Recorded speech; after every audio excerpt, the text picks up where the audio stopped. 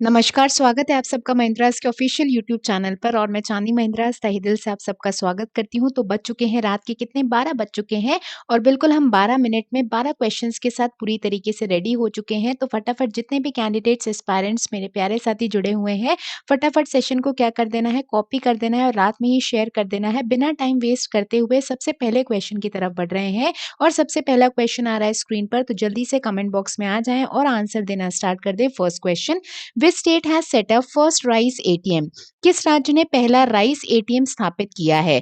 तो मतलब अब जो है एटीएम मशीन से, ऑटोमेटेड टेलर मशीन से, एक ऐसी मशीन जिससे राइस क्या होंगे, डिस्पेंस होंगे, तो राइस डिस्पेंसिंग मशीन रहेगी। तो राइस एटीएम की शुरुआत जो है किस स्टेट ने कर दी है? ऑप्शन है आपके पास बिहार, कर्नाटका, उड़ीसा या फिर यूपी। तो ऐसा स्टेट जिसने सबसे पहला राइस एटीएम स्थापित किया है उसका नाम क्या है? कर्नाटका। क्या नाम है उसका? कर्नाटका। नेक्स्ट आ रहा है अगला question, who has been awarded the scientist of the year award by DRDO? Defence research development organisation के द्वारा scientist of the year award से किसे नवाजा गया है? तो उन्हें जो है नवाजा गया है एक ड्रग बनाने के लिए, जो ल्यूकोडर्मा, जो स्किन डिसीज होती है ल्यूकोडर्मा, उससे क्या करने के लिए, हेल्प करने के लिए, और उस डिसीज को कहीं ना कहीं जो एलिमिनेट करने के लिए उन्हें इस अवार्ड से नवाजा गया है। ऑप्शन है नुपुर सिंह, सतीश व्यास, हेमंत कुमार पांडे या फिर इनमें से कोई भी नहीं।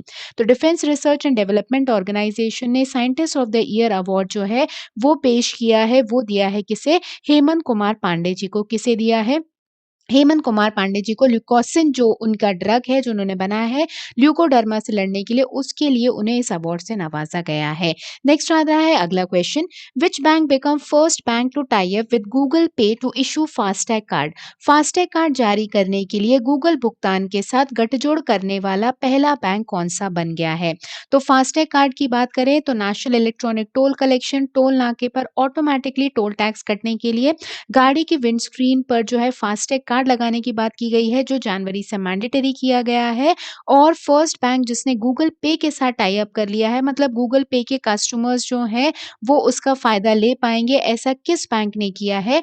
ऑप्शन है आपके पास HDFC bank, ICICI, yes bank या आईडीबीआई।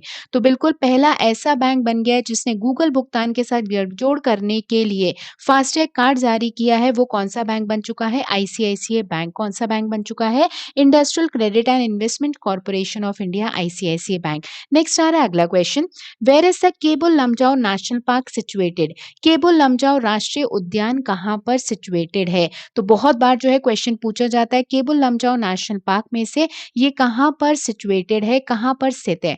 ऑप्शन है मिजोरम, नागालैंड, मणिपुर या फिर मेघालय। सारे के सारे नॉर्थ ईस्टर्न स्टेट हैं, कंफ्यूजिंग ऑप्शंस दिए जाते हैं। तो केबुल लमजाओ नेशनल पार्क ध्यान रखना कहाँ पर लोकेटेड है? मणिपुर में लोकेटेड है। कहाँ पर लोकेटेड है? मणिपुर में लोकेटेड है। हम जानकर स्टैटिक क्वेश्चन करते हैं जिससे क्या होता रहे, थोड़ा बहुत रिवाइज होता रहे स्टैटिक पोर्शन भी। नेक्स्ट क्वेश्चन की तरफ बढ़ रहे हैं, which city of India is known as yoga city? भारत के किस शहर को योग शहर के रूप में भी जाना जाता है?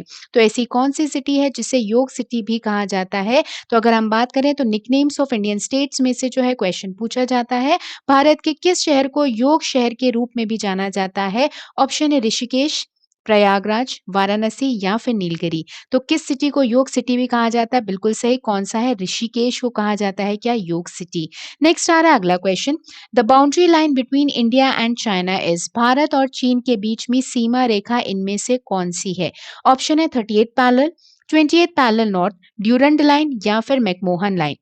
इंडिया और चाइना के बीच में कौन सी बाउंड्री लाइन है, कौन सी सीमा रेखा है इनमें से? ऑप्शन है आपके पास 38 parallel, 29 parallel, 28 parallel, Durand line या फिर मैकमोहन लाइन। तो बिल्कुल इंडिया और चाइना के बीच में कौन सी सीमा रेखा है? मैकमोहन लाइन है। नेक्स्ट आ रहा है अगला question, cabinet approves export of Akash missile system and creates a committee for faster approval of exports.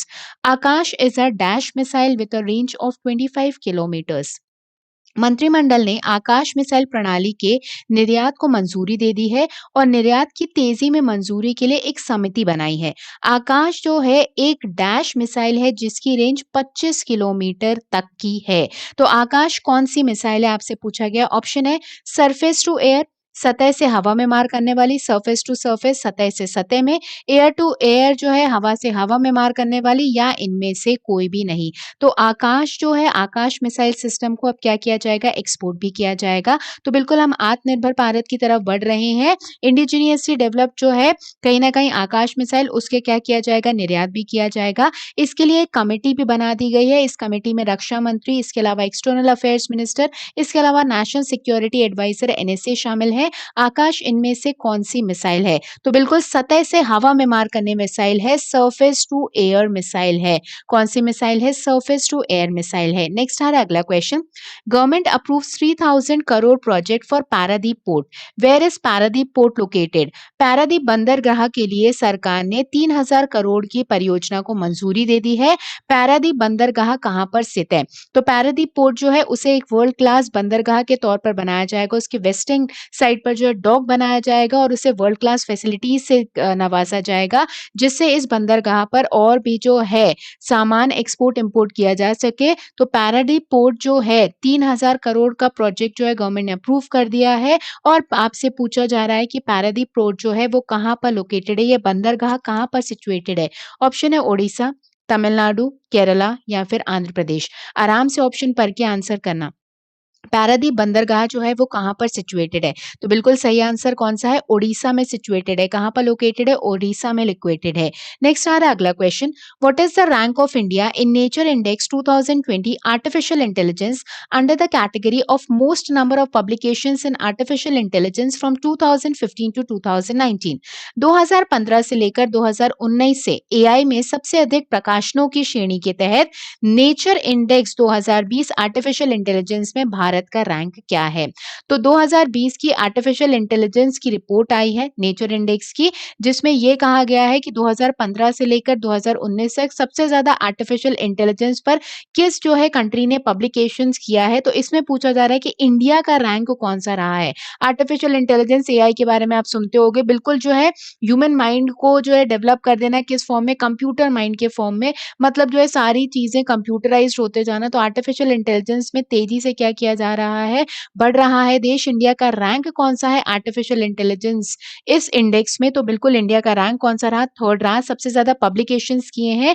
जैसे हम बात करें कि रिसर्च जब कोई पीएचडी करता है तो पब्लिकेशंस करता है, वैसे आर्टिफिशियल इंटेलिजेंस में पेपर्स निकलते हैं, पब्लिकेशंस रहते हैं। इंडिया का रैंक थर्ड रहा है। सबसे पहले चाइना, दूसरे नंबर पर यूएसए रहा, और इंडिया कौन से नंबर पर रहा है? थर्ड नंबर पर रहा है। Next question. ISRO signed MOU with which institute to set up regional academic center for space, that is RAC-S? ISRO ने किस संस्था के साथ अंतरिक्ष के लिए क्षेत्रीय शैक्षणिक केंद्र RACS की स्थापना के लिए समझौते ज्ञापन पर हस्ताक्षर किए हैं? तो इंडियन स्पेस रिसर्च ऑर्गेनाइजेशन ने मेमोरेंडम ऑफ अंडरस्टैंडिंग साइन किया है किस इंस्टीट्यूट के साथ, कि वो regional academic centre for space बनाएगा, एक रिसर्च सेंटर बनाएगा वहां पर। आपके पास ऑप्शन है IIT रुड़की में, IIM अहमदाबाद के साथ, IIT BHU या फिर IIM कोझिकोड के साथ। तो बिल्कुल इसरो ने MOU साइन किया है कि वो एक regional academic centre for space बनाएगा, RAC-S बनाएगा। कहां पर? IIT BHU। ठीक है, Indian institute of technology Banaras Hindu university, जिसे कन्वर्ट कर दिया गया था IIT में, उसके साथ क्या किया गया है? समझौते ज्ञापन पर इसरो ने हस्ताक्षर किए हैं। नेक्स्ट आ रहा है अगला question. 1.8 crore Sukanya Samriddhi accounts have been opened with a corpus of 58,222 crores. Prime Minister Narendra Modi ji had launched the Sukanya Samriddhi scheme, also known as a Girl Child Prosperity Scheme, in which year in Panipat Haryana? अगर हम बात करें तो हाल ही में एक report आई है कि 1.83 करोड़ रुपए जो हैं, 1.83 करोड़ अकाउंट खोले गए हैं सुकन्या समृद्धि योजना के नाम पर, जो गर्ल चाइल्ड प्रोस्पेरिटी स्कीम भी कही जाती है। और टोटल जो पैसा जमा किया गया है वो कितना है? 58,222 करोड़। प्रधानमंत्री मोदी जी ने सुकन्या समृद्धि अकाउंट स्कीम की शुरुआत की थी पानीपत हरियाणा से कौन से वर्ष में? आपके पास ऑप्शन है 2014 में इस योजना की शुरुआत हुई थी, सुकन्या समृद्धि योजना की, 15 में, 16 में या फिर 18 में। तो मोदी जी ने इस योजना की शुरुआत की थी पानीपत हरियाणा से, क्योंकि वहां पर क्या है, पानीपत हरियाणा की बात करें तो सबसे कम फीमेल रेशियो जो है आपको हरियाणा में देखने को मिलता है कहीं ना कहीं। और इसी वजह से इस स्कीम की शुरुआत जो है पानीपत हरियाणा से की गई थी मोदी जी के द्वारा। कब? 2015 में। ₹250 के मिनिमम चार्ज से जो है इस अकाउंट को ओपन किया जा सकता है और 1.5 लाख तक की जो है मैक्सिमम लिमिट है। तो बिल्कुल गर्ल चाइल्ड प्रॉस्पेरिटी स्कीम है सुकन्या समृद्धि योजना, जिसकी शुरुआत कब की गई थी? 2015 में जिसकी शुरुआत की गई थी। Next question, Sabarimala opens for which festival? Sabarimala किस त्योहार के लिए खोला गया है? तो सबरीमाला टेम्पल जो है लॉर्ड अयप्पा का टेम्पल, जो विष्णु और शिव भगवान का कहा जाता है, लॉर्ड अयप्पा का टेम्पल जो केरल में लोकेटेड है, उसे ओपन किया गया है किस फेस्टिवल के लिए, किस त्योहार के लिए उसे खोला गया है? ऑप्शन है आपके पास मकारेविलक्कू, सागादवा, चपचारकूट या फिर खर्ची पूजा। तो सबरीमाला टेम्पल जो है, जो केरल में लोकेटेड है, उसे ओपन किया गया है किस फेस्टिवल के लिए? ठीक है, सागादवा की बात करें तो भाई ये कहाँ का फेस्टिवल है? सिक्किम का फेस्टिवल है। चपचारकूट की बात करें मिजोरम का है और खर्ची पूजा तो कहाँ का है? त्रिपुरा का फेस्टिवल है। तो कौन से फेस्टिवल के लिए सबरीमाला टेम्पल को ओपन किया गया है? लॉर्ड अयप्पा के टेम्पल को केरल में ओपन किया गया है, तो वो कौन सा फेस्टिवल है? मकारिवलक्कू। ठीक है, मकारिवलक्कू जो है इस फेस्टिवल के लिए ओपन किया गया है। तो ध्यान रखना, मकारिवलक्कू जो है फेस्टिवल कहाँ पर मनाया जाता है? तो केरल में मनाया जाता है, इसे ध्यान रखना। अगर हम बात करें तो आज के जो है 12 क्वेश्चंस कंप्लीट हो चुके हैं, तो बहुत जल्दी टाइम बीत जाता है। आज मतलब कल 30 दिसंबर को हमने 3 नए बैचेस ओपन किए, तो बिल्कुल ज़्यादा इन्फॉर्मेशन के लिए आप mahindras.org की वेबसाइट विजिट करके जो है हमारे साथ ज़ूम प्लेटफॉर्म से जुड़कर अपनी तैयारी को और भी बेहतर बना सकते हो बेसिक सिलेबस के साथ। नेक्स्ट अगर हम बात करें तो जो भी कैंडिडेट्स एस्पायरेंट्स अभी तक टेलीग्राम चैनल से कनेक्ट नहीं हुए हैं, तो आप जो है मेरे official Telegram channel selection with Chandni के नाम से सर्च करके कनेक्ट हो सकते हो। सारे पीडीएफ इंपॉर्टेंट नोट्स, दुख दर्द परेशानी कुछ भी हो तो बिल्कुल शेयर कर सकते हो, या फिर जीए महिंद्रास टाइप जो पैन इंडिया का चैनल है उसमें भी अपने आप को कनेक्ट कर सकते हो। आज के सेशन को यहीं पे एंड करते हैं। जितने भी कैंडिडेट्स एस्पायरेंट्स जुड़े रहे हैं, बिल्कुल चैनल को सब्सक्राइब करना ना भूलें और भाई जाते-जाते सेशन को लाइक करते जाना। सब लोग अपना ध्यान रखना, अपने और अपने परिवार का खूब ध्यान रखना, बढ़िया से नींद लेना। नया साल जो है बिल्कुल स्टार्ट होने वाला है, तो नए-नए रेज़ोल्यूशंस बनाने हैं कि क्या-क्या टारगेट जो है साल में अचीव करने हैं और उसे निभाना भी है। Thank you very much to all of you. Bye bye guys, take care, जय हिंद, गुड नाइट।